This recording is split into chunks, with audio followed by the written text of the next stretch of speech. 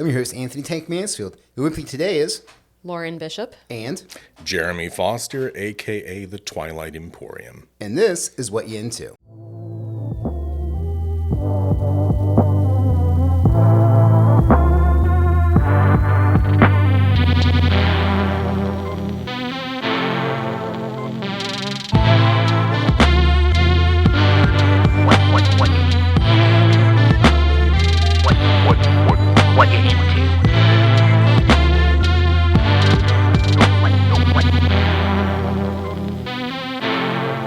What you into? What you into?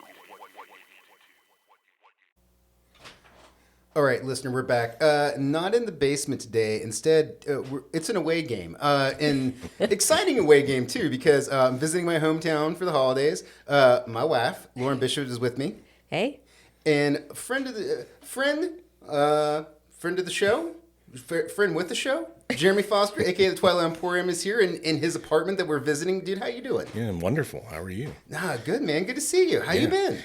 I think it's been like 20 years since I saw you the last I think time. so, too, yeah. I think the last time we saw each other, I was playing right guard, you were playing left guard for the Morgan Raiders. Yeah. We were neighbors on the football field. We had our buddy Jesse Apperson between us playing center. That's right. So shout out Jesse Apperson. Honey, you could have had a whole offensive line to hang out with today. Where is he? Can we still call him? At this point, I don't. We're getting into some dark, scary territory today.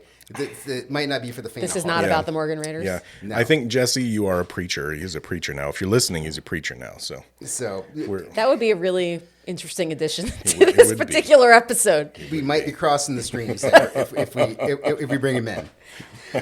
Well, look, listener, before we jump into all that, you know where to find me at Neil to No One on Instagram is where I'm at. To find the Twilight Emporium, you can either go to IG or TikTok, the same on both, _Twilight_Emporium. Well, look, man, before we get into talking about the show, can we just talk about you for a minute? Sure. Okay.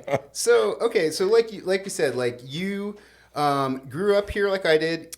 You moved away. You lived in Columbus for a number of years. Went to school at Ohio State, correct? Yes, that's right. Yeah. I'm sorry, the Ohio State. The Ohio State. Like the Twilight Emporium. Yeah. Well. They paid money for that, but you came back, man. So so normally it's kind of thing like people, they leave town, they don't come back. You came back. What drew you back to Morgan County? I did. So I actually lived in Marietta for several years and selling insurance, which was bliss, absolute bliss. And then the company I worked for closed down. I think it was like 28 years old. And I just thought, why not go back to school for something? Because I didn't plan on having kids. I didn't plan on probably owning a house or anything. So I went to Columbus, went back to school at OSU for religious studies. And I had finished that and was just kind of existing in Columbus, really. And then COVID came around, and riots came around in Columbus. And it just wasn't the kind of jazz that I was into. I was stuck in a tiny city apartment, like an egg crate type deal by myself for like 2 months. And I'm like, I'm going to move back to the middle of nowhere where there's not very many COVID cases. I don't have to worry about riots unless there's like a sale at Tractor Supply. So that's what I did. I came back here with the intent to stay a year. And here I am 3 years later. And it's just like you just get re-countryfied, you know what I mean?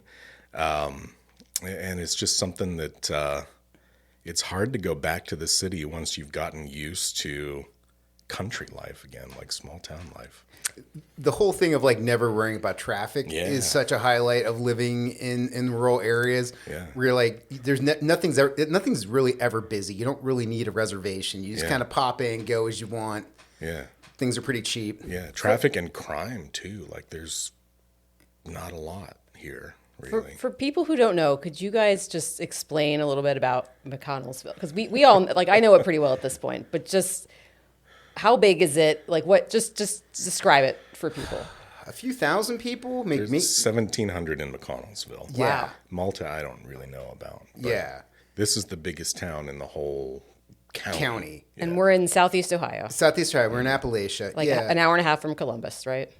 Yes, and maybe I should explain this at this point, where it's like, listener, like when you talk, so when you start talking about like rural areas, sometimes instead of like saying towns, you'll just say the county because it's a little easier to describe. So whereas if you were to describe a city, you would say Cincinnati instead of like Hamilton, or you would say Columbus instead of Franklin County. Yeah. Whereas here, everything's kind of so small and everything's so close to each other. You're just like, Morgan County.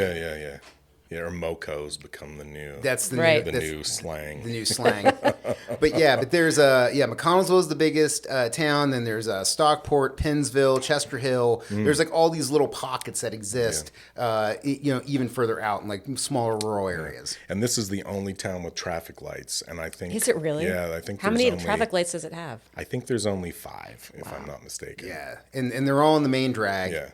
Like the State Route 60, which goes through the middle of town, which is Main Right. Street. Like that's where everything's set up. There is a traffic circle now. Yes. There is a A traffic roundabout, Yes. whatever you Wheel want to of call it. Death. People threw such a conniption when that came about. Letters to the editor. It was the Wheel of Death. They should market that. They should. The Wheel of Death. Yeah, there should be shirts. That's what's bringing the people in the town from tourism. Come see the Yes. Wheel of Come Death, see the and Wheel then you of find Death. out it's just a roundabout. It's like I kind of feel like That I can lied kill. too. Yeah. So all right, that's a pretty good description of it. Is there the advantages are quiet, chill, all that. Is there disadvantages? There are some major disadvantages, Okay. sir. Number one, social activity. I'm 42, and when you're single and in your 40s, it's very difficult to have a social life because most people your age are married off and having kids. Younger people, I don't know what they're talking. I don't know what they're even saying. So, and there's not a lot of people around here who are educated, no offense, MoCo folk, and into some of the weird ass shit that I am into. I worry that there's going to be like a mob outside my door with like torches and a pitchfork sometimes. So it's very difficult to have a social life. And as an older gay gentleman, it's very difficult to have a romantic life. I don't drive a Mustang, and that's what you can't date someone here unless they have a Mustang. So I'm just out of luck. I'm out of luck in that regard. So social life is tough. Political life is tough. Shopping is tough. My God, it's been so long since I've bought an artichoke. You know what I mean? Olive oil. It's insane that you have such limited options. Does Amazon Prime deliver here? Like, are you able to? Okay, you're still connected to society. Yeah. And we actually had a DoorDasher for a little while. Oh. Yeah, it was amazing. Like, A DoorDasher? A DoorDasher. There was one Yeah. person Yeah. working Like you for can DoorDash. walk from one end of town to the other in 5 minutes, but there was a DoorDasher for a little while. It was Sometimes you great. just don't want to walk 5 minutes. Yeah, you just go and get your stuff and go. That's true. Well, okay. Well, then let's kind of. So now that we've kind of like set the stage of where we're at, let's do this. Let's kind of move into the main point because I feel like was that part of what launched like the Twilight Emporium was you were just kind of alone and you had time on your hands. Like, how did this whole thing start? Yeah, I was very bored. It was late winter, and one of my friends was like, if you go on there and you sing, you're going to get a lot of followers. And I'm like, oh, okay, I'll get on there and sing. So I did a video singing. Nobody watched that freaking video. What did you sing? This is Halloween, that Christmas Nice. Nightmare Oh, Before Nightmare Christmas song. Yeah. Classic. Yeah. And I thought people would like that, but they didn't. So then out of boredom and the fact that I have no dating life or social life, I decided to go on there and start telling stories about my dating life in the city, which was very vibrant and way too active. And people liked that. So I ended up becoming like the TikTok daddy for a while. And that's how it actually started and probably grew to around 100-ish thousand followers off of just talking about weird dates and stupid dad jokes and, being a large, hairy gay dude. And I think back on it now, and I was a little creepy. But, that's how it all started. Apparently, that's what people like. That was what people liked at the time, yeah. So when did it take the turn then from being like daddy to Spooky daddy. to spooky daddy? Gosh. So I have a degree in religious studies, and a large aspect of that is folklore. And kind of understanding why people believe what they believe. And I've had a lot of paranormal experiences myself, including in this house. And it's always been fun for me to examine that kind of stuff and try to figure out, what is this? Like, is this something that's legit, or is this something psychological? Why do I believe I'm seeing and hearing what I'm seeing and hearing? Right. So I started seeing a lot of videos on TikTok that were misrepresenting Appalachian folklore, indigenous folklore. And I'm like, wait a minute, children, like this is wrong. Daddy's coming in. We're going to correct this now. So that's what I started doing. I started correcting misrepresentations of folklore. And that kind of got transitioned into the realm of debunking paranormal videos. And it became very obvious that even though that's not what I started out doing, it wasn't really what I wanted to do. That's what people wanted to see. And then it just exploded from 100,000 daddy videos followers to 900,000 who want to watch people debunk paranormal videos and talk about folklore. What's that number like for you? Because we kind of front loaded the episode talking about like you're in a rural area, your dating life, your social life is pretty like slimmed down to, you're spending a lot of time alone in an apartment, yet on the internet, you're closing in on 1 million. Yeah. Like, how do you counterbalance these two things? It is an incredibly weird thing because people will talk to me online as if I'm like Taylor Swift or something. And they'll send me messages and be like, I know you probably get 1 million of these and you'll never reply to me. And people get excited when I comment on their comments and they just act like I'm this famous dude, and I'm sitting here by myself in my underwear, unshowered for like 2 days, haven't seen another human being for a week. And it's like, I am not what you think I am. And it's just a little surreal at times, but it's very addictive. Like, that is an addiction. And when I'm having periods of time where my videos are like not getting a lot of view right now, as a matter of fact, I seriously just sit here and question my purpose in life. Like, what is happening here? Is this the end? So it's a weird, addicting thing, just strange. It's hard not to chase numbers. Yeah. Like when you have a month, you're like, oh, it's going up, and the next month it dies off, and you're like, what the hell? And it really can affect your mood. I try not to, with the podcast, I always try to be like, hey man, it's a fun thing first. This is my hobby. This is what I enjoy doing. But when I do have those months where I see it trending down, I'm like, what am I fucking up? Like, did I say something wrong? Did I offend somebody? Like, why are people not listening to the show? Yeah. So yeah, it can definitely mess with your emotional state. It does. Is this a hobby, like purely a hobby at this point, or are you able to monetize your channels? I make a little bit of money off of it. Okay.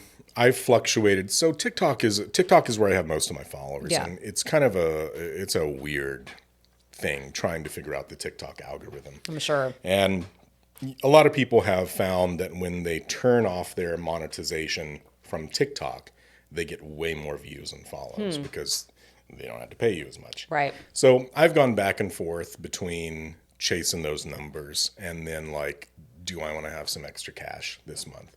So I would say, it's not that much, like $500 a month-ish. And usually when I say that, people are like, you have like almost 1 million followers. How are you not making more money? You have to like chase branding and marketing.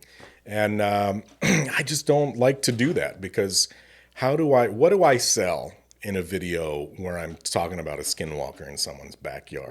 Right. Like what brand makes sense to partner with on that? And the ones that have approached me, I had one that was like a French bathroom fixture company. Like, you want me to do this in the shower? Like, this is so weird. So, yeah, you can make money off that jazz, but it's a game that I have not figured out yet.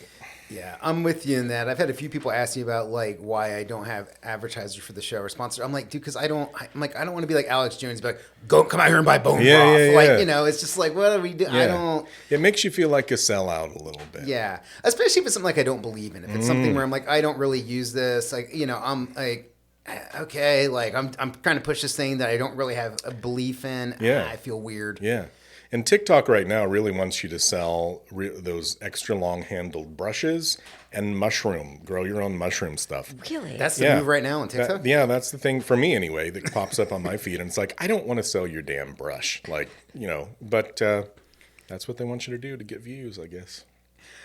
How did you decide like to make this a solo thing? And I feel like part of it is kind of the isolation part of it, but did you ever toy with the idea of like having a co-host or anything, or did you just always want it to be your own solo thing that you controlled?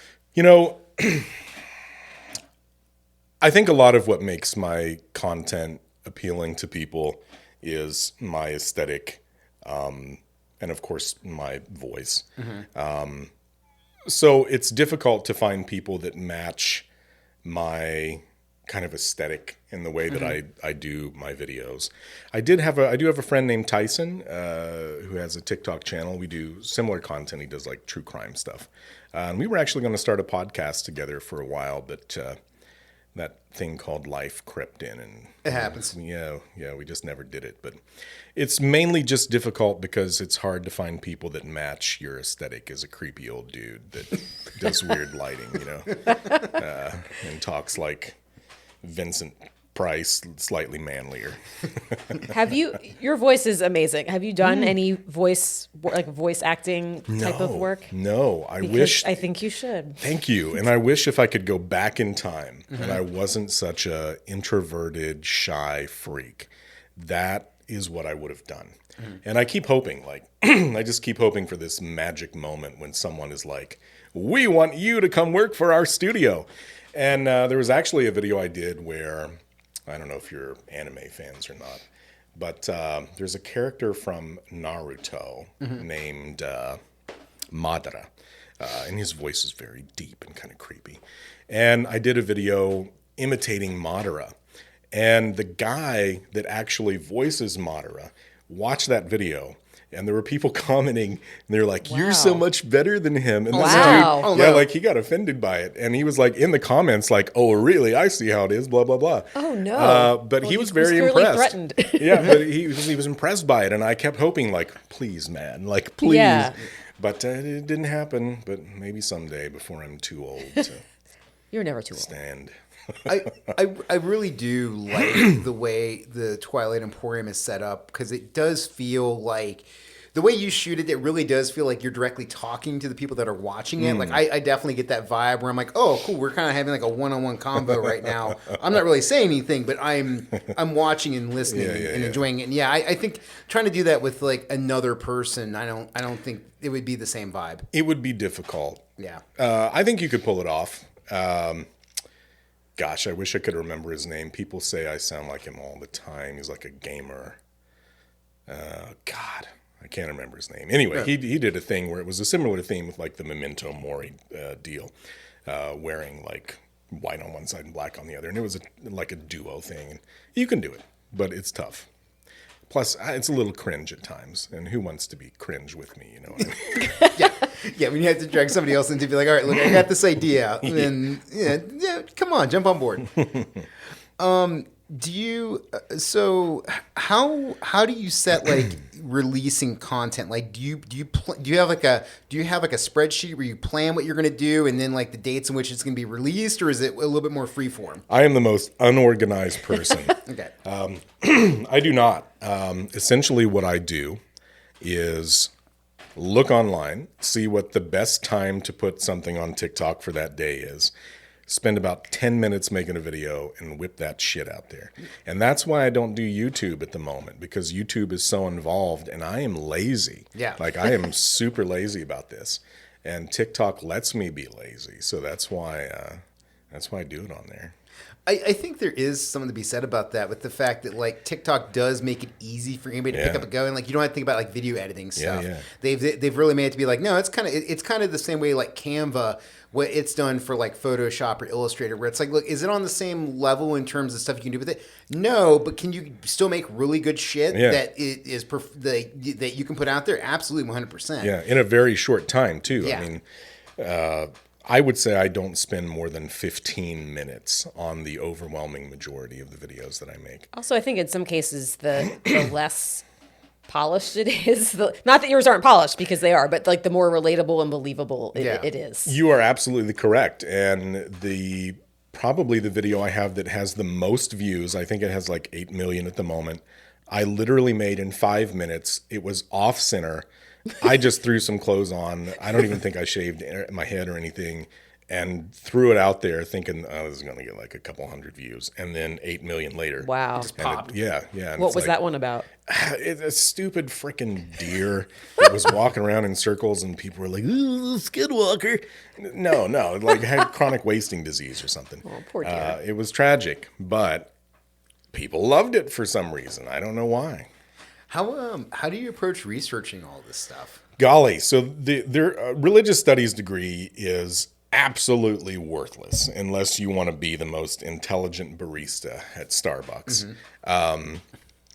But it does teach you how to do research well. 100%. Yeah, so that is essentially all that I spend my free time doing these days is reading, researching, figuring out what other people have researched wrong. Because if there's anything I know how to do, it's research. So that's what that degree was good for. If you're thinking about a religious studies degree, that's what you're going to be doing. A lot of research. So that's it. I mean, I have people send me books. I live a block from the library, which is nice. And that's how we go about it. Nice. Honey, when you research stuff, how do you approach it? Or are you normally, because I know you're a book person, but is that where you typically research from? Like Well, libraries or Well, just in general, I mean, I guess what I'm trying to bring in here is like, I know like when you approach stuff and you're like thinking about things, developing concepts, things Yeah. like that in your day job, like how do you go amongst researching? Are you more of a video person? Or are you a reading person?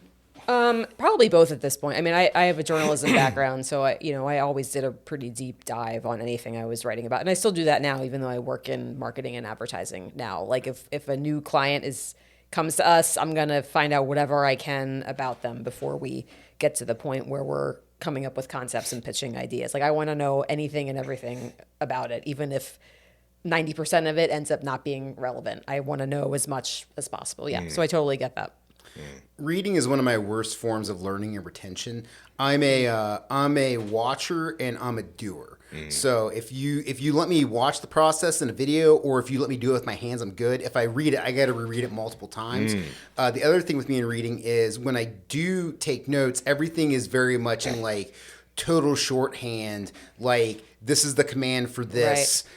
This equals that. Like it's a very like. Very short research style when it comes to reading. So I'm always amazed by people that can research and learn via reading. I'm a little jealous. I think you're all very smart and scholarly. And also, like, distill it into something digestible, which I think you do a great job, because some of the topics you create content about, like, there are like endless long blog posts, sometimes entire books, but you make it very like digestible and easy to understand and retain. When I went back to school, I had a great student advisor, and he was my professor for a number of classes.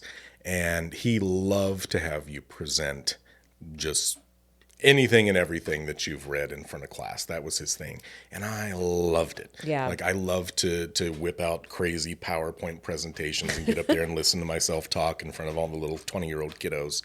And just, that was my thing. So I essentially took that format from just standing up in front of his class and tried to make it slightly more entertaining and cringe, creepy fun with the lighting and the spooky voice. And that's pretty much all that I've done, is just adapt that to social media. Yeah, and I think you do a good job of doing that. And like you're hitting both. You're hitting both like capturing people's attention to stop scrolling and actually watch it. And then at the same time, you're also educating people with this content where it's like you're able to, like Lauren said, kind of break down some heavier stuff and distill it in like, hey, you're going to get this in like a 90-second thing. Yeah. And you're going to walk away knowing something. And that's a very challenging thing to do now is get that hook out there because people have no attention span. They don't. Zero. No.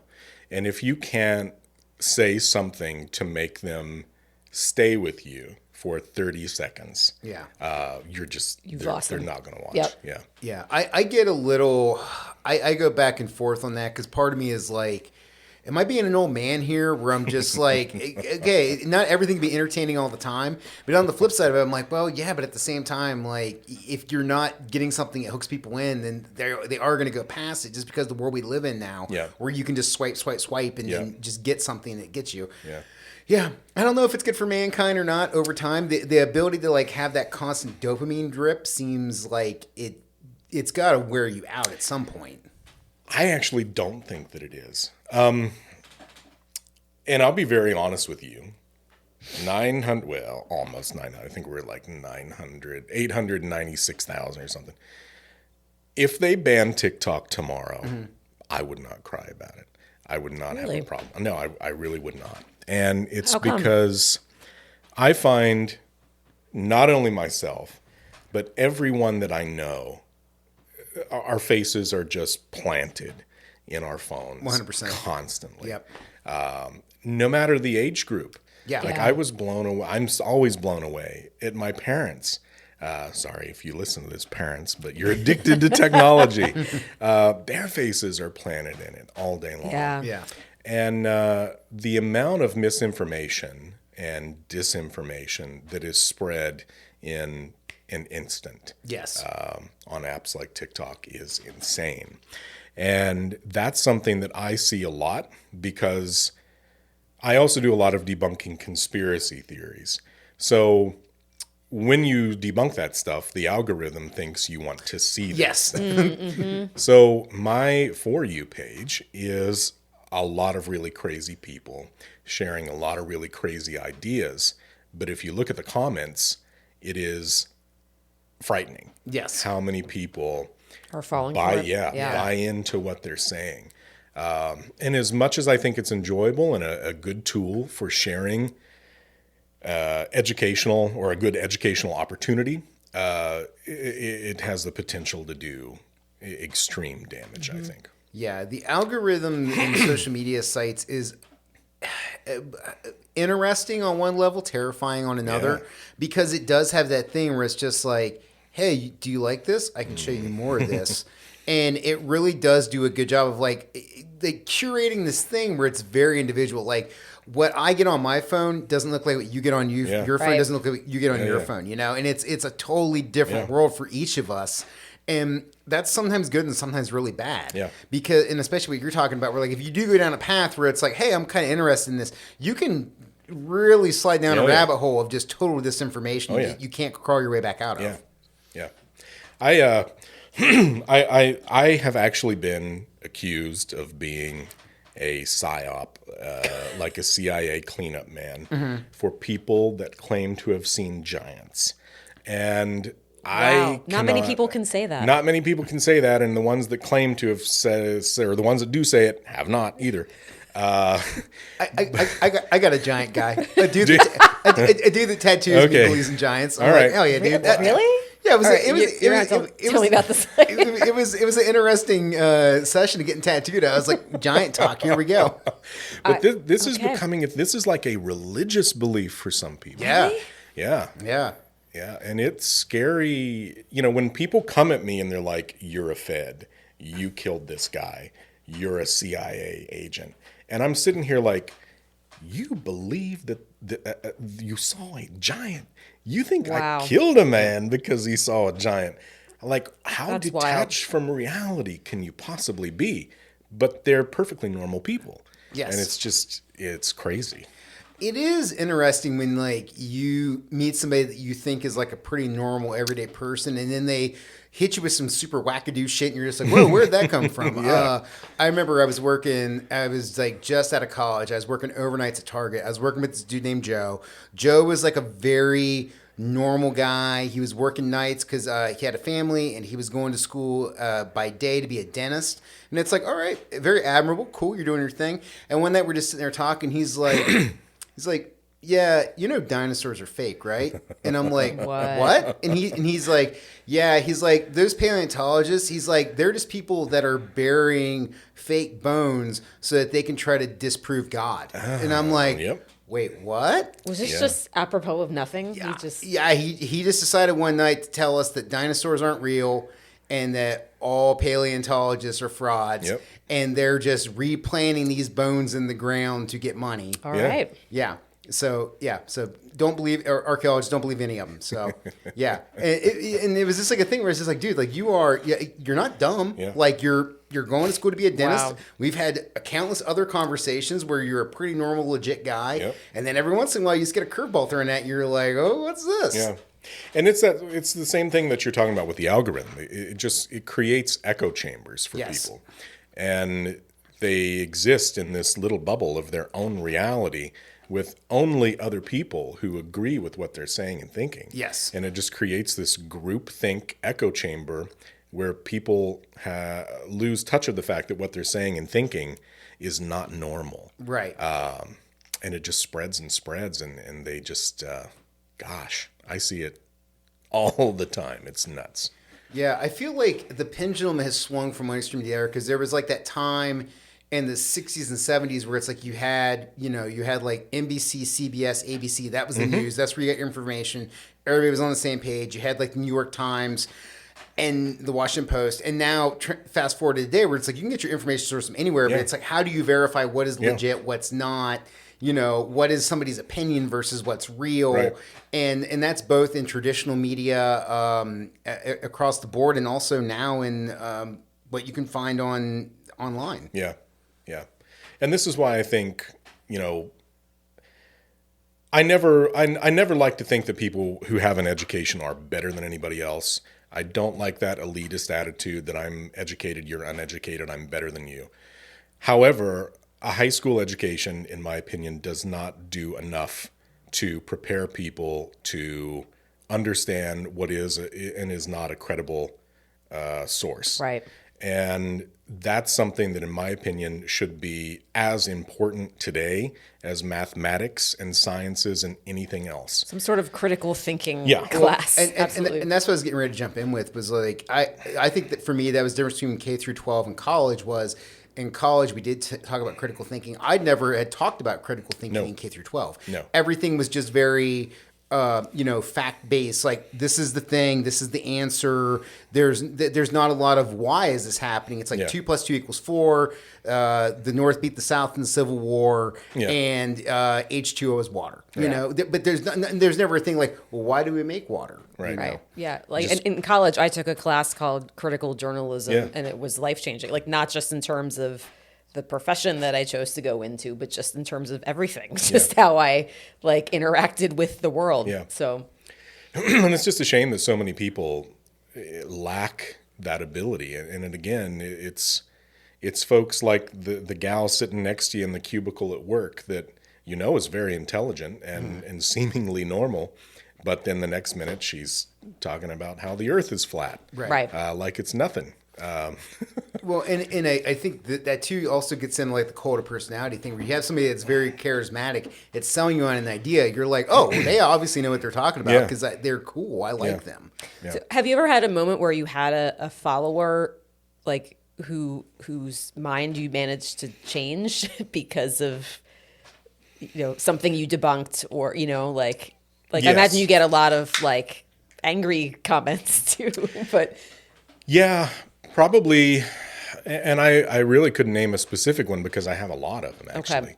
And the biggest one is related to skinwalkers because this is a really touchy subject. And it's one that I've had the privilege of being able to talk about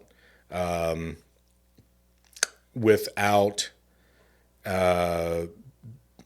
gosh, I don't really know what the word I want to use is, but skinwalkers are a very touchy subject amongst the indigenous American community, especially with the Dene community, and they don't like to talk about them in their own community. They don't like it when other people outside their community talk about it. And the skinwalkers of urban legend are very different than skinwalkers from the lore of indigenous people. And I have had a lot of people get very combative when I correct them about that. But people over time have figured out that, hey, this is wrong. Like, what people are making money off of talking about these creepy pasta stories is wrong, and it's cultural appropriation. Wow. So I've had a lot of people that have been like, okay, you really educated me on this really stupid thing that kids come on here and make tons of money talking about. Wow. So yeah, that's one of them. But That must be a good feeling. it is a good feeling, and I'm very appreciative of the Indigenous American community that follows me on TikTok. That I've always had a lot of support from them, and we do our best to, or I say we, like, God, I've lived alone so long. It's like that. I'm losing my mind. I You do and my your best. plants. Yeah, me and my plants. Can you kind of describe for the listener that might be outside of like the paranormal world, like kind of what a skinwalker is, Yeah. or how it works? Yeah, skinwalkers, that's probably around the time that my channel really started to pick up, was skinwalker drama. There were quite a few creators who were talking about this entity that European Americans, white folk, that they describe as this monster, like a pale, thin, like the rake-looking creature that can be anywhere all over the United States, that is like a shapeshifter. They can turn into your dog. So you got all these kids watching TikTok thinking that their chihuahua is like a freaking monster. But actual skinwalkers from indigenous lore, specifically, again, the Dene, that a lot of people refer to as Navajo, but that's not their preferred word, Gotcha. is a person. It's a person that uses what they would refer to as medicine to shapeshift into animals and perform other magic, is a word you could use, feats, cursing people, for example. So you could compare them to the European notion of what a witch is. That's a more accurate description of what an actual skinwalker is. As opposed to the urban legend creepypasta version that can turn into your aunt's Shih Tzu, that sells. That's the version that sells. But again, this is a very taboo subject amongst indigenous folk, and it's really appropriation and making money for these folks, and gaining clout off of something that they're grossly misrepresenting. Do you have a favorite cryptid? I do. The Moon-Eyed people. Oh, Have you ever heard of them? No, who are these people? The Moon-Eyed people are amazing. So the Moon-Eyed people are I guess you could call it a cryptid, but it's kind of a being, a humanoid being from southern Appalachia, Georgia, the Carolinas. And these come from the lore of the Cherokee and the Creek originally. And they are short men, short people with beards, very pale skin, and big blue eyes that are super sensitive to the light. So even a full moon hurts their eyes. So they live underground.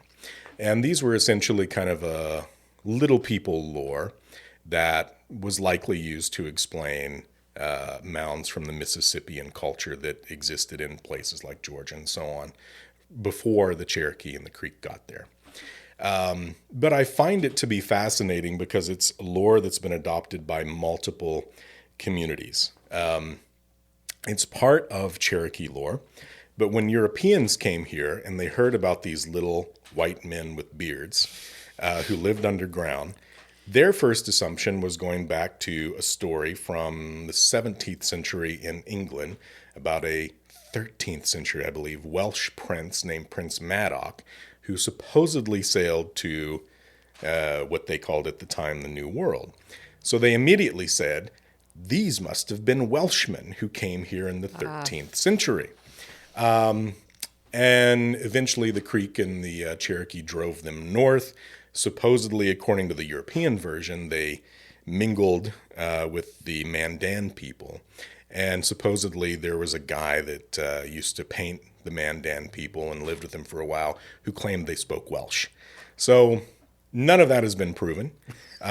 Most likely didn't happen. But it's a case of folklore that's merged from two different groups. And even though it's very unlikely, you'll find Cherokee folk who will say, yeah, these were definitely little white folk.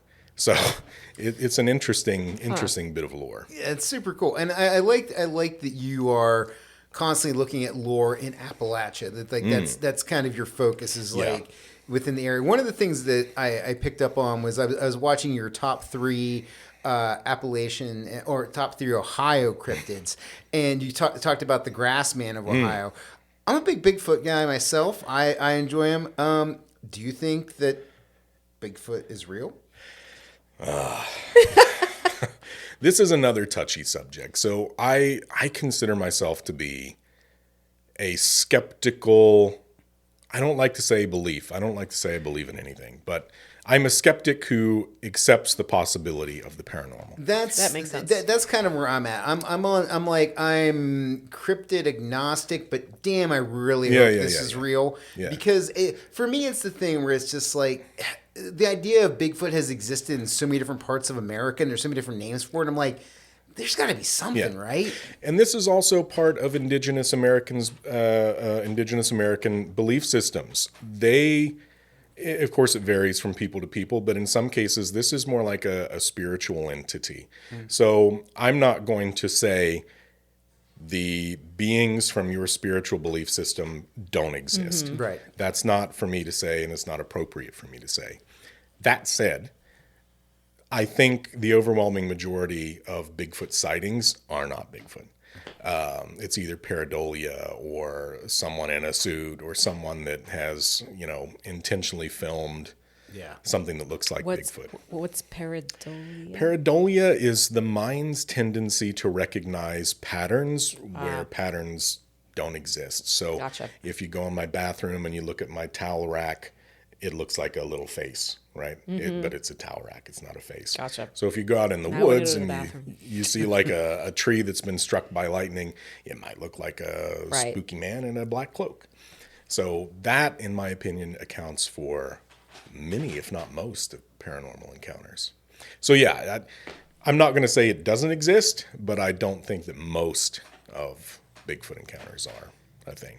Yeah, I always go. I'm always amazed with people that try to hunt Bigfoot, and then they're like, "Let's make a mating call thing." I'm like, "That's a horrible idea. Like, you don't want something horny running at you. Like, that's a bad time. A 7 foot tall, 400-pound horny thing coming at you, not good." There's actually a gentleman on YouTube and also on TikTok, and I wish I could remember his name, but he fakes Bigfoot stuff, but people buy it as if it were real, and he has a very famous story where he talks about being assaulted in a romantic way by a female Bigfoot, which he seemed to enjoy a bit. Well, this is a kink I didn't know I had.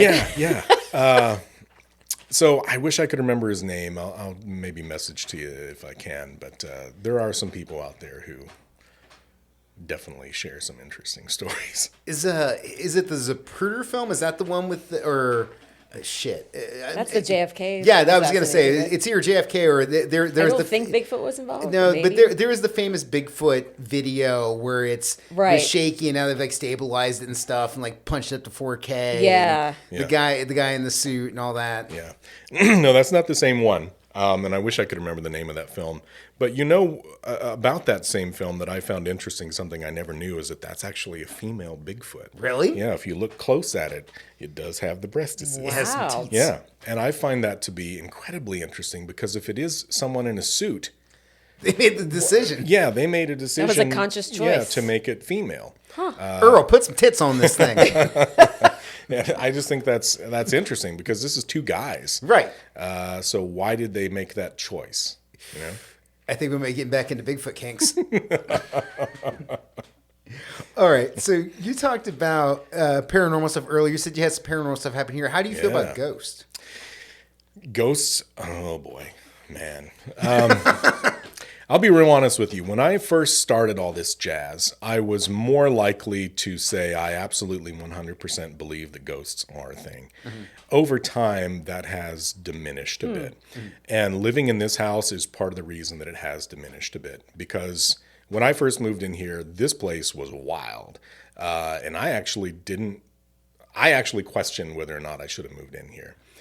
Wild in what way? Wild in terms of what some people would call paranormal activity.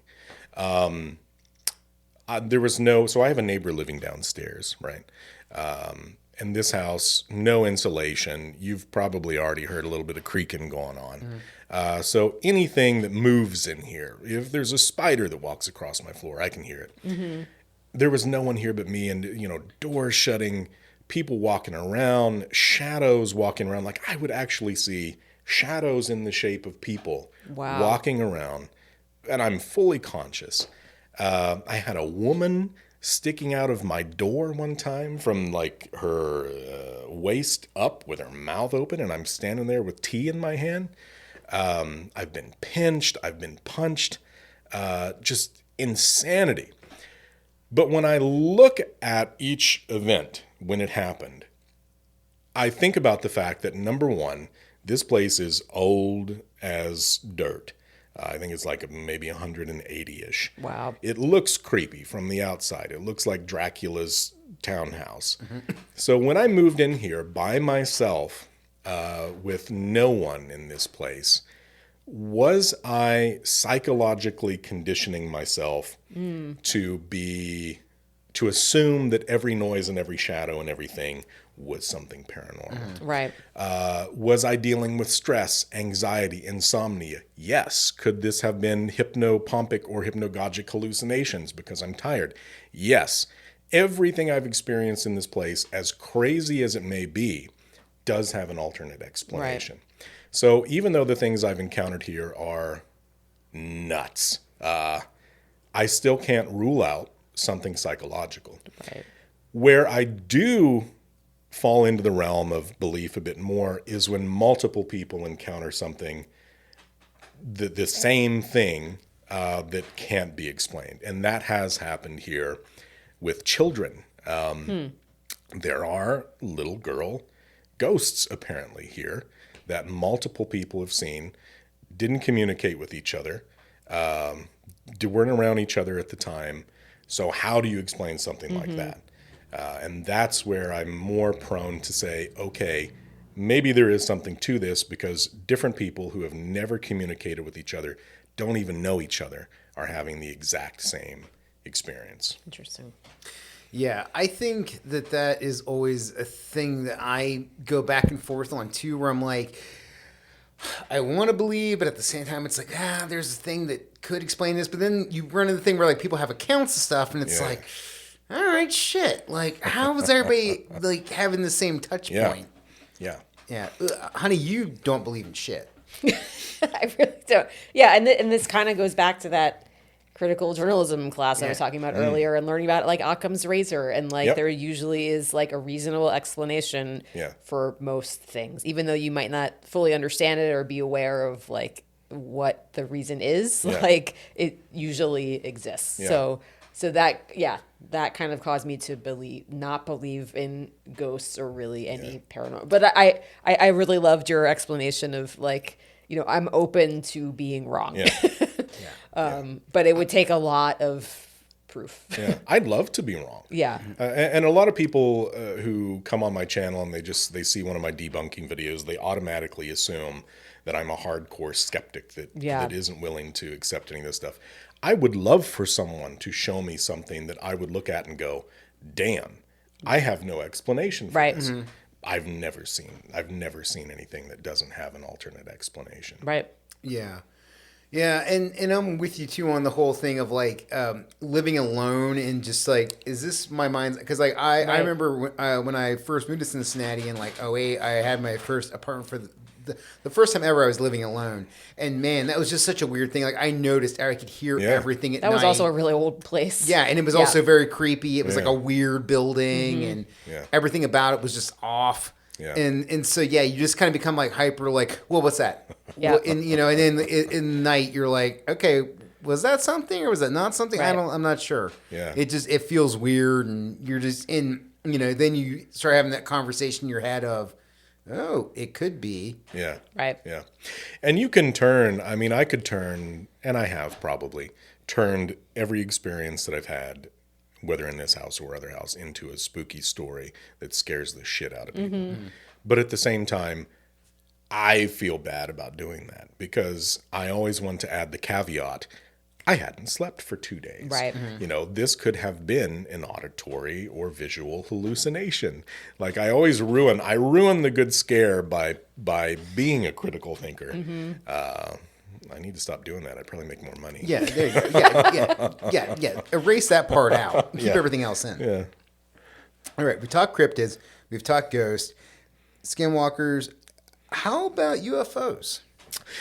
So, the government has basically told us that UFOs exist, Which right? is interesting because it just keeps being kind of a side in the news cycle where it's like, and today on Capitol Hill, the Navy admitted that UFOs do exist. And it's like, and Right. then It's like, now here's I some feel like this should be getting more coverage. Yeah, and it's like, and now here's Joe Biden walking on stage like a Roomba, and here is Trump talking about the blood of the nation. Is this a Nazi thing? You decide.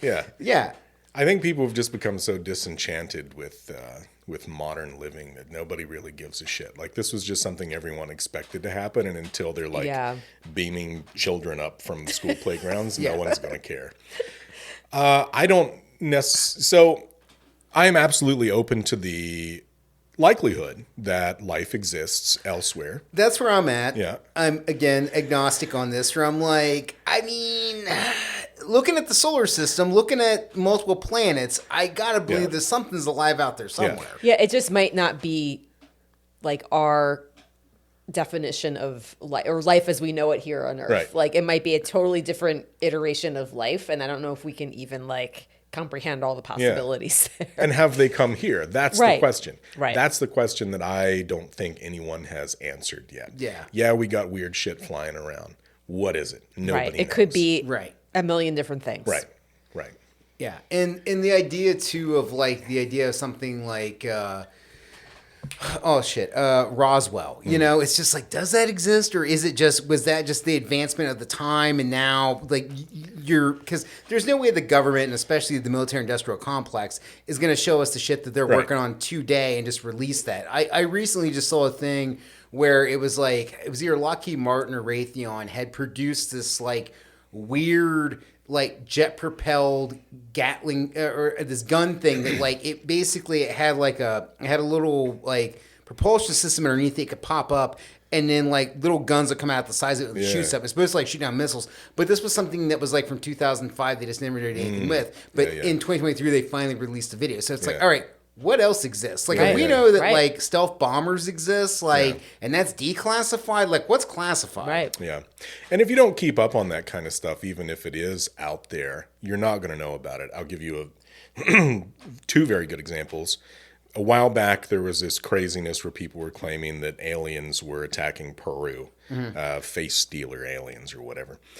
It ended up being, per several sources, illegal gold miners who were using jetpacks to try to steal girls from indigenous villages to sell on the human market. Jetpacks? Awful on so many levels. Now, I thought to myself, jetpacks? What the fuck? And when I made a video about this, people were like, jetpacks? What are you talking about? It was aliens, you moron. Aliens were more realistic to people than illegal gold miners on jetpacks. But jetpacks are a thing. They're becoming more common in militaries, and you can buy them if you're rich and use them. So that's an example of something that people were like, jetpacks? What are you talking about? But they are indeed a thing. Another one shows how country I've become. I don't watch TV. I don't listen to the radio. I had no idea that Starlink was a thing that you could see in the sky. Yes. So one night we're outside at my parents' house, who live in the middle of the woods. I look up and see what looks like a freaking invasion fleet of UFOs. I run in and grab my camera. I scream at everyone, come outside. They're here. Finally. And we're looking at it. And my sister, who lives in Columbus, came out and she's like, that's Starlink, you freaking moron. But how many people in the world look up at Starlink and they're like, oh my God, it's Independence Day? Because that's some crazy looking shit if you don't know what it is. Right. Honey, where do you fall on aliens? Man, same. Like well, not same. Like I do think there is a high likelihood that there is life somewhere else out there in the universe, but I don't know what it looks like, if it's been here, like I think I'm more open to that than like ghosts. I just think there's a lot we don't know or a lot we haven't been told. And yeah, I always kind of look at space the same way I look at the ocean, where I'm like, I just don't know. Yeah. Like we've not combed all of it. We haven't looked at all of it. We don't know what exists. Yep. Yeah. And then especially with the idea of aliens, it's just like, all right, is it the Greys? Is it the lizard men? Or is it something akin to like the xenomorph from the movie Alien, where like it's just like this beast? Yeah. And that's the same thing. Like if you were an alien, you came to Earth, whether you met us or like maybe you met gorillas or maybe you met lions. And you're like, oh, this entire planet is filled with lions. Well, that's all that you saw. It's you didn't also see civilization. Funny that like we think they would come to Earth versus any number of other planets. Like why or I don't know. It's like because we got Haku attitude. Why would you not come? Why would you not ask us to prom? Obviously, we got cool shit going on. This is the place to be, honey. You gotta check it out. You got me there. Well, also if I was an alien, I would look at this planet and be like, all they do is just try to kill each other. So we should probably just leave them be. Yeah. They're definitely not worth exploring. It's kind of terrifying right now. And that kind of speaks to human vanity a bit. Right, exactly. Like we assume that they would want to come here. Why Right. would they want to come here? Yeah. Well, we got a Buc-ee's. No, that's true. That's true. Come on now. Buc-ee's. There's one in Kentucky now. That's why you're here. We've been there. All right. Well, look, let's move into this. So, kind of back to the show. Like, how did the set evolve? Like, how did you start to figure out how did you start to figure out like what you wanted your background to be and like what was the evolution of that? When I started this whole jazz, when I moved in this place, I only expected to be here for a year. So my decor was minimal. But I had these goofy curtain lights that I got on Amazon for like $13 hanging on the wall. And I stood in front of them and it just kind of created this weird, because I had a cheaper phone at the time, it created this weird, like slightly out of focus, purplish ambiance. And I'm like, this is kind of like Twilight. It looks like Twilight. So then I ended up evolving. I got like a $25 light that projects light on the wall. And I'm like, wow, this is special. So I got that and I'm like, this is like Twilight, not the vampires, but like the time of day. And that's like light and dark. So what if I shined a light on one side of my head and let the other one be dark, and I just go with this in-between theme of in-between fact and in-between fiction kind of a deal, and focusing on non-duality and so on. And I was probably overthinking this because people just look at it and they're like, oh, that's spooky. And where I'm like, this is a whole philosophical thing going on. Do you know how much time and effort went into this? Yeah. I spent many a night sitting on the toilet thinking about this for hours on end. And it just evolved into, and then the antlers. So I bought these antlers. And one day I did a video standing in front of them, and it just so happened that they matched with my head. Yes. And it looked like I had antlers. And around that time, I was in the middle of World War Windenope with another creator where we were bickering back and forth about what is accurate and inaccurate folklore about Wendigo. And of course, Wendigo in popular lore, look, they've got antlers, right? Which is not true to the actual lore. But because I was standing in front of those antlers, people loved it. They're like, oh my God, he's a Wendigo. And I just ended up sticking with him because anything you can do to grab someone's attention, any little change you can make or throw something in there to make people go like, ooh, look at that. That's different. So they type it in the comments. And that's essentially what I started doing, is doing things that I knew grabbed new people's attention and made them type something like, you look like you're a devil worshiper because it's spooky in here. Even though that's not true, that's engagement. So I went with it. Awesome. Yeah, I really like your sets. I like the way you do the lighting. It gives the feel of the video where it's just like, all right, cool. This is something that's capturing my attention, and I want to see what happens with this. Yeah. Honey, if you host something, what would your background be? Oh my God. I don't. Well, first of all, I don't think I'd ever host. Would you be plant lady? Would you just have a bunch No, of plants? I mean, I would be a very much inferior plant lady because I don't have as many plants as Yeah. Jeremy does here. We'll see how many are here in about a month. Yeah, I don't know. It'd probably be, I don't know. The dog would probably be involved.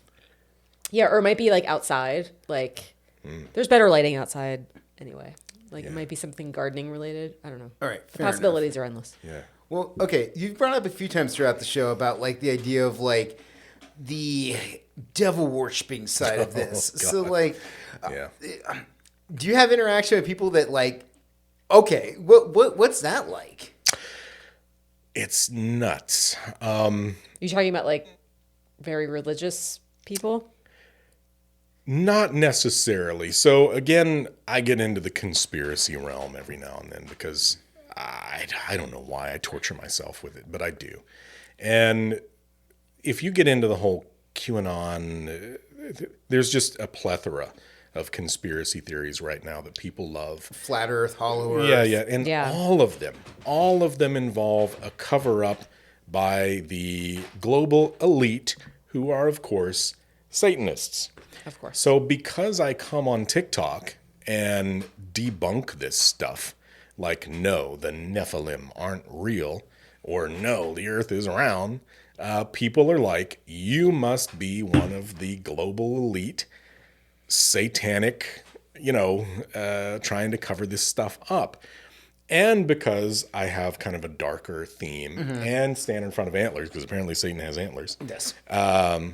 People will assume that I am a member of the Church of Satan. Gotcha. Plus, I haven't shaved my head, but I do have a little bit of the Anton LaVey thing going on at times. Yeah. Yep. And that doesn't help. So at first I was like, this is annoying. I don't like this. I am not, and no offense to anyone who belongs to the Church of Satan, I am not a member of that religion.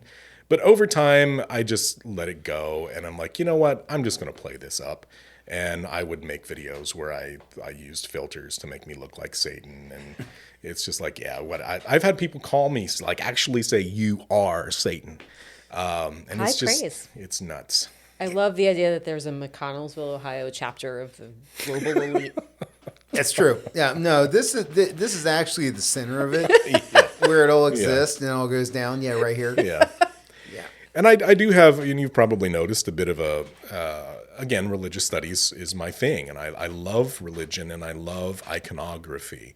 So I do have a lot of objects in here that if one were to look at it, they might say, this dude worships the devil, which I don't. But whatever, if that gets, again, engagement, then fine. Fine. It is what it is. Look, does worshiping Satan give me numbers? Yeah. Okay. Well, Yes, it does. All right. Pentagrams, everybody. Yes, Here we go. Thank you, Satan. Yeah. Praise Beelzebub. Well, look, man. Before we get out of here, like we're starting to wind down a little bit. Is there anything we didn't hit upon that you want to talk about? Like, was there anything that, whether on the production side of it or the subject matter side of it? I can't really think of anything off the top. I think you did a great job. I'm very impressed. He's good at this. Dude, I'm trying. I'm trying. Honey, was there anything that you had a question on? Because you always have a question. I have lots of questions. Yeah, It pains him. Ask him. I live here. I'm not going anywhere. Where do you? I feel like this is when you usually ask. Maybe you're going to get to it. Where do you see this going, or do you have an end goal in mind, or are you just doing it for as long as it brings you joy? So this kind of goes back to the whole TikTok is great for lazy folk. And right now, for as long as TikTok lets me spend 15 minutes max and get a few 100,000 views, I'll probably keep going the direction that I am now. That said, chasing numbers and dealing with the fickleness of algorithms. Yeah. I think that YouTube, podcasts, something like you're doing is a better choice because number one, you have a more faithful following. You're not as dependent on the graces of the social media gods with the algorithm, and doing something because you enjoy it and love to do it Right. is a much better option than what I do. Because I'm going to be very honest with you, I never intended to go into the realm of debunking paranormal stuff or conspiracy theories, and I take a lot of heat for that stuff sometimes. And I'm a very sensitive guy who doesn't like conflict.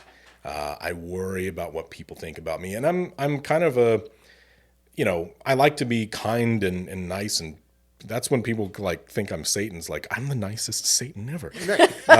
So when I log on and I've said something just because I'm a smartass, which I am, and there's like thousands of people who are calling me an asshole or an idiot or a jerk, It hurts. that hurts. Yeah. And that's not really where I wanted to go. Yeah. But being controversial gets views. So Right. it's something that eventually I'm going to be like, look, I'm tired of dealing with this drama. I'm going to start doing stuff that I really enjoy. If people don't like that as much, whatever, because I'm having fun. Right. Yeah, 100%. I think you're right on the idea of like controversy equals cash. Yeah. Because if people can have a thing where it's the whole thing. It's the thing from like Howard Stern's Private Parts, where it's like the average Howard Stern fan listens for like an hour a morning. The average person that hates Howard Stern listens for 2.5 hours a morning. It's like, well, what did they listen for? And it's like both answers. They wanted to see what he says next. And it is kind of that. Like, you do get people that will hate watch stuff, which I find fascinating. I have some accounts like on Instagram that I follow. Like, I kind of hate them, but I still follow them because I want to be enraged. I guess. I do it too. I absolutely do it. And before my account got big, I did it way more than I do now. And then once I started to get people that did that to me, I looked back and I said, oh my God, you do the same thing. And I would comment on stuff sometimes, not being a total jerk, but just being a smart ass. Yeah. And then I realized, like, bro, these are human beings behind this screen. Yeah. They are people just like you, and they read every single one of these, many of them, not all of them. And it does hurt. So I've cut way back on commenting on anything. And a lot of that is just because anything that I say anymore, people will be like, they'll immediately look at how many followers you have. Right. And they'll immediately attack you and go after you because they can get attention off of what you've said. Right. And I think there's also that thing too, though, where you are, self-admittedly, you're like, I'm sensitive about this. Where there's some people that are just narcissists that like they just they're just total great white sharks. Yeah. Where they're like, everything's bouncing off me. I don't care. Yeah. I'm right. They're wrong. And it's just such a weird way to go through life, but it does happen where people are able to just completely ignore any criticism that gets leveled at them. And every person they piss off is a hater. $1 bill or a $5 bill or a $10 bill. Right. Some people can do that. I am not one of them. And in the videos I've made that have really pissed people off, and I've made a few that have, holy God, like, have you ever heard of Sam and Colby? No, what's this? Sam and Colby. So these are two young gentlemen in their early 20s that started out exploring abandoned places. Okay. They moved into the realm of paranormal investigation and very popular amongst younger folk, 17 through like 25-ish. And they recently did a video where they spent like 3 days at the Conjuring House. And they had some psychic mediums come on there named Cody and Satori. Cody and Satori is the daughter of Jason Hawes, I think, for the guy from Ghost Hunters. Oh, okay. Very, very popular. Yeah. And they do this thing where they hold hands and you hear banging noises. They claim they can communicate with spirits of the dead this way, and they'll spell out words by using this tapping. Like a Morse code type thing. This is a method that I knew from way back. Spiritualists used to do the same thing, and they would pop their toes. So essentially, some people have the ability to bend their toe, slam it down really hard, and it makes like a popping noise. And I recognized that right off the bat, as did a few other skeptical-minded folk. So I made a couple videos about it, and people lost their shit on me because people assumed I was attacking Sam and Colby, Right. the very popular YouTubers. I think I had like 10 million followers. And that was the worst 2 weeks of my life. No. Because I'm making these videos expecting people to see it and be like, ha ha, you're right. The debunked it. This is logical. Logic and rational thought is great. No. People attack you instead. Yeah. And, this was very emotional for them because they were talking about their dead grandmother. But this was all stuff that they could look up online before they hung out with Sam and Colby. Yep. And it was just an awful, I don't know why. I mean, I made good money off of it, but goddamn, I pissed off a lot of 17-year-old girls. And they are vicious, my friend. Good Lord. I can only imagine. I'm just imagining your inbox being filled with that GIF of leave Brittany alone, just like that, with just thousands of it. That's exactly what it was. That coupled with you're just old and bald and jealous, and you have no life, and you're shirt tailing or coat tailing. Like, oh my God! Like you're going for the buttons that really hurt my feelings. That's over the line. It is that's a lot of personal attacks going on right now. And I'm just like, I shave my head willingly. Thank you very much. This is my choice. This is my choice. Listener, I don't. That's so on this side of it, whatever. Yeah, man, that's got to be weird. It's got to be weird getting like that, just that onslaught of negativity, and it's really got to fuck with you, man. It does. I was ready to quit those 2 weeks, and it finally died down. Thank God. And that TikTok check made me feel a little better for that month, but. You just no. It wasn't my intention to piss people off to that level. And then you just get in a cycle where you're trying to defend yourself, and you'll be okay for like the first 100 comments, but then someone will say something that just pushes you over the edge and you have like a small mental breakdown and you make a video defending yourself and then you look like a complete ass and it starts the cycle all over again. Do you read all the comments and messages, or are there times when you're just like, I just can't today? I am a psycho who reads every single comment. And that's a lot. I block a lot of people because if I don't block them, and I'm not blocking them because they've pushed me over the edge, I'm blocking them because I don't want to see what they're saying anymore. Yeah. Like I'm done with you. I don't want to see this anymore. And people will make second accounts and come back and go Talk right about back having at no you. life. Yeah. Like I actually got a little nervous for a brief time period when I pissed off a lot of people debunking something about Antarctica a while back. There was this theory that you can't go to Antarctica, which is not true. Yeah. And I was legitimately worried because of the number of crazy, I'm talking wearing a straitjacket, crazy people who were, I'd block them, they'd make another account, they just keep coming back. And I'm like, do I need to like walk out of my house strapped? Yeah. Like, at all times. Yeah. Yeah. No, and that's something I noticed, like, every once in a while I'll get something on Instagram where, like, I'll have to block somebody for something, and it'll be like, do you want to block other accounts that they make? And I'm like, that's weird. Who would ever do that? Yeah. But as you're saying, there are people. There are a lot that. of people that do that. And I could not imagine getting to that level where I'm like, I hate this thing so bad. I'm willing to make another alias to then post under to still fuck with this thing. It's an interesting time we're living in where people are entirely ruled by emotions.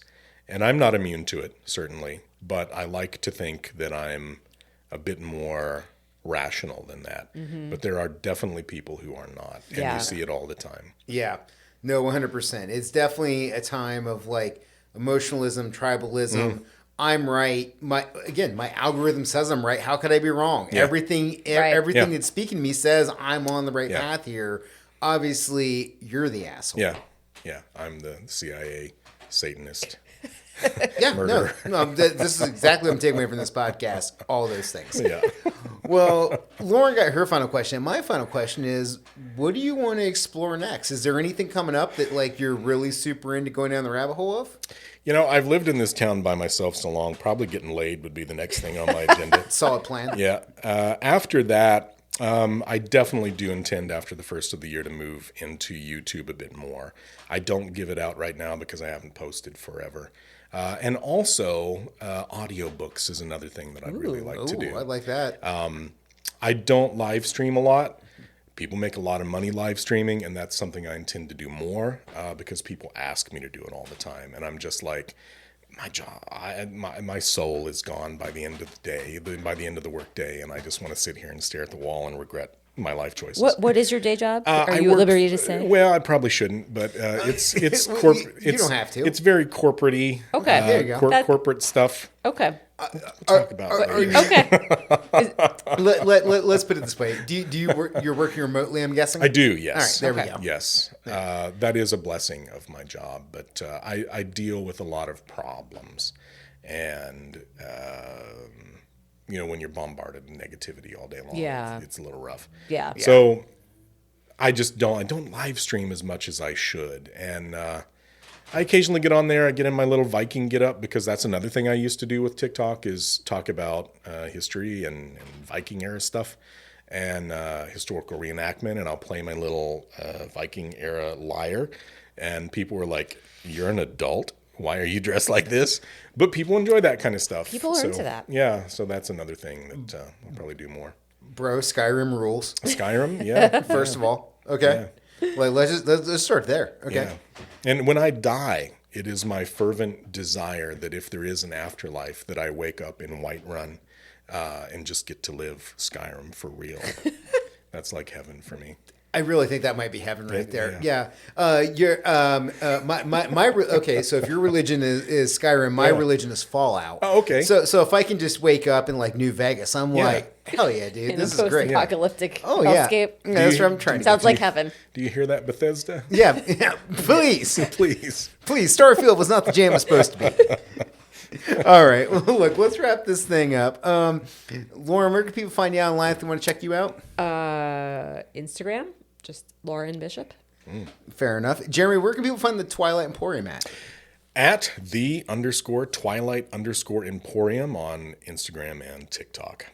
Hell yeah. Listener, you can find me at Neil to Know on Instagram, and the link tree goes from there. If you enjoyed listening to this podcast, check out the rest of What You Into. It's on Apple Podcast, Spotify, Google Podcasts, all that shit. And every episode is evergreen. So you can just jump in wherever. You don't got to worry about dates. You don't got to worry about this builds upon that. Everything is self-contained. Go through the list. There's about 150 episodes now. I guarantee there's a couple things you're going to be into, or a friend of yours will be if you want to share it with them. Dude, Jeremy, thank you so much for having us in the house. And I mean, I really appreciate it, and thank you for so much for doing this. Yeah, thank you for human for letting me interaction. join I in. appreciate it. Listener, peace.